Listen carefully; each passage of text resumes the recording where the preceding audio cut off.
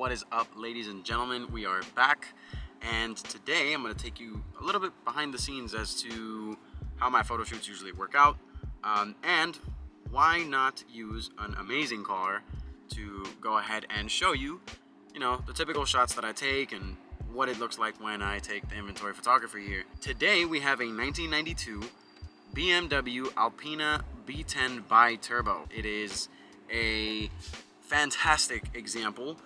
This car is very low miles. It's only got around 56,000 miles if I'm not mistaken, and the interior is in amazing shape. This is it. This is the real deal mega Autobahn executive sedan. This one was originally ordered without the Alpina stripes all around, which is pretty rare, and it is immaculate. The car has been repainted in the past, but man, they did a fantastic job with it. Look at that. Look at the detail on the stitching and on the cloth. Very hard to find an example that hasn't had the cloth messed with or scratched up. Even the dashboard is completely intact, crackless, which is something that is very, very hard to find in the E30 and E34 community. And then down here we have the original radio that was optioned with the car, wooden shift knob, and the magical serial number 384. So this is a spot that I've always liked to use. It's got this nice little canopy with the trees and the lake in the back. I usually play with the polarizer to bring the sky out a little more, cut through the glass and get that surface on the lake real smooth as well. Always make sure that if you have a car that is long, that you're shooting it from far away to make sure that you get the entire profile of it, and always shoot it low.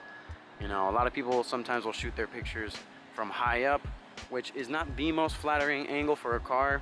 You do see a lot of cool stuff, and you will get detail on the trunk and on the hood, but the ideal situation that really shows the presence and the stance of a car is always down low, almost at pretty much bolt pattern level. So as far as equipment is concerned, I use a Sony A7 III. I don't have an R3 or an S2 or whatever.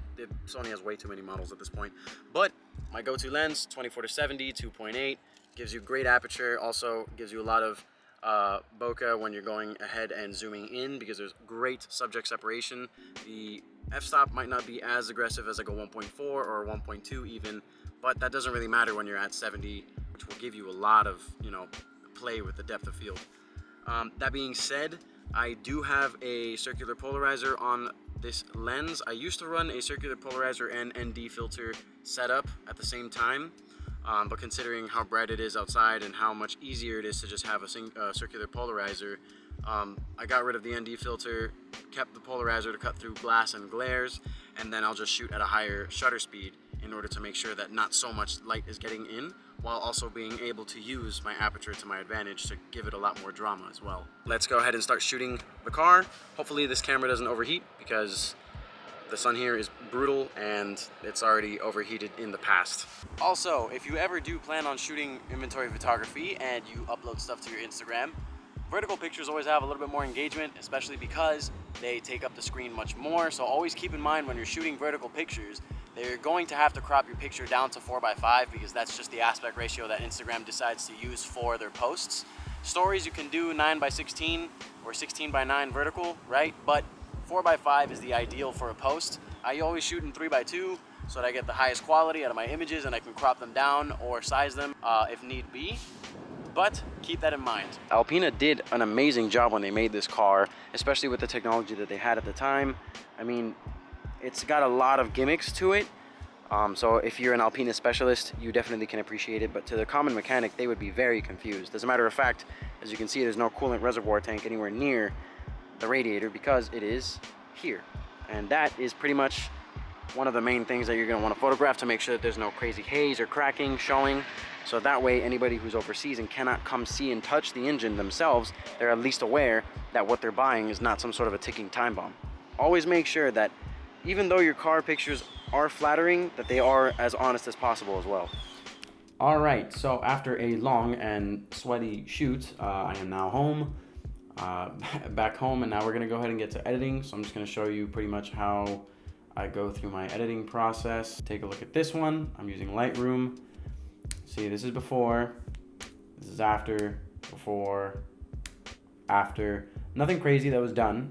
Mostly the stuff that I do pretty much brings out, you know, the backgrounds. As you can see, I changed the color of the greens a little bit just because I felt like the white balance could have been a little bit warmer. And I do like bringing out the contrast in the backgrounds and in whatever structure there is as well around the car, because it really makes it a more impactful photo in my opinion.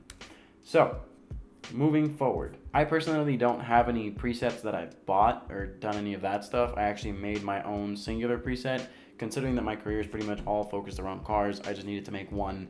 So I'm just gonna go ahead and pretty much reset everything here so we can all start together.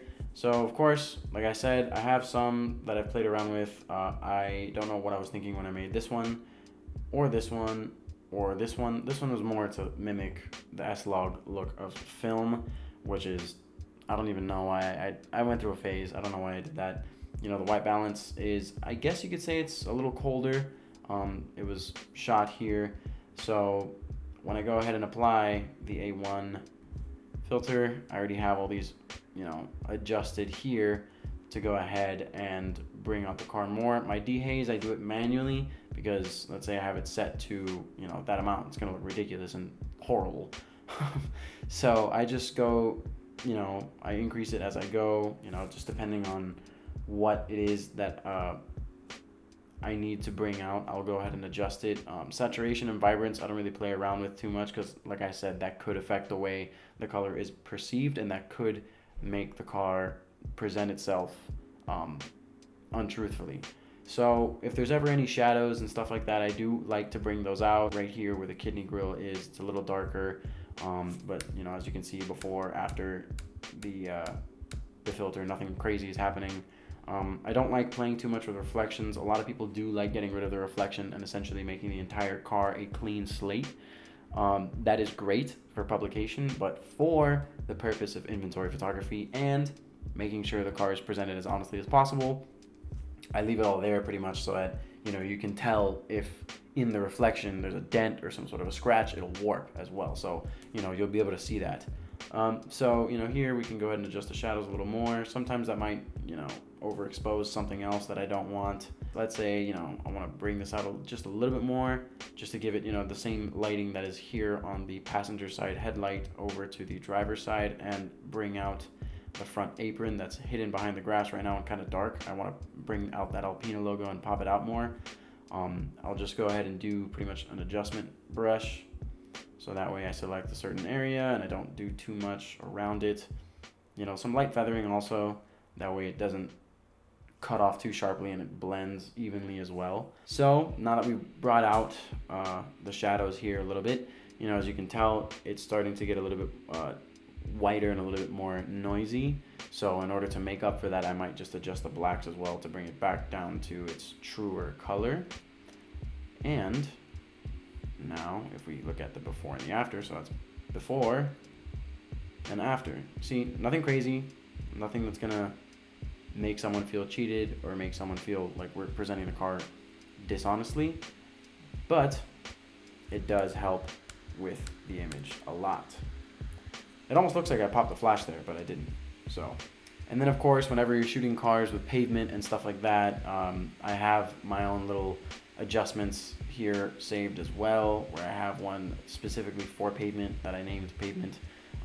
It boosts the clarity a lot and dehazes a lot to really bring out any shadows and cracks and whatever into the pavement. I like doing that because it gives it a lot of grit and it gives it a lot of drama into where the car is, and it helps the car present itself with more presence than it already has. So that being said, here the shoot is in the grass, so I don't really have a need for the pavement effect. But let's go ahead and see an image that does have a lot of concrete, so I can go ahead and show you what the graduated filter does and how much to use tastefully as well, because then you can always overdo it, and that's also not a good look either. And well, shout out to Ricky for letting me shoot the car.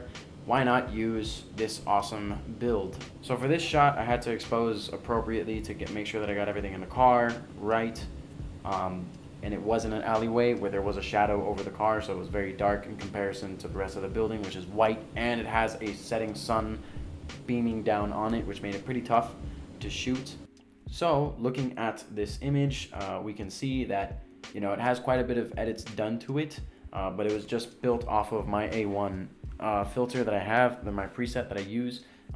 So as you can see before, you know, the wheels are a little dark, they're in the shadows, the car is completely shot in the shadow, exposed appropriately, but the building is blown out.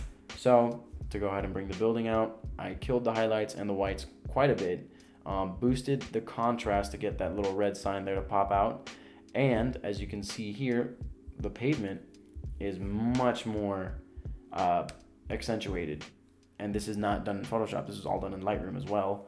So as you can see here, I went ahead and applied the pavement one, and then from there, because of the fact that I was killing a lot of highlights and shadows and stuff like that, I still get a lot of blue based off the temperature of the picture. So what I went ahead and did, an extra step, was to just completely kill the saturation on the pavement, which helps. Now it's actual pavement. So there it looks like concrete. It really brings out, like I said, the grit in the image. Dehazing it darkens it a little more, so I didn't really do too much of it. Actually, I'm pretty sure I didn't do anything at all to it. Clarity was the main thing that I adjusted as far as this image is concerned. And then to go ahead and help even it out and get more of the pavement to not just blend into a desaturated concrete, I'll go ahead and add this little brush here. And as a matter of fact, now that I look at it, let's see if we can do some radial stuff here. And from before to after, I think that's as good as we're gonna get. So there you have it. That is your crash course into inventory photography, and also a little insight into what I do as far as editing is concerned for fuel files and for ASG or any other dealership that asks me for inventory. I have changed over the years. Like I said, it's a constantly developing look that you're always working on as a photographer. I'm not gonna reveal all my tricks, but there you have it. Hope you guys enjoyed it, and we'll see you next time. Cheers.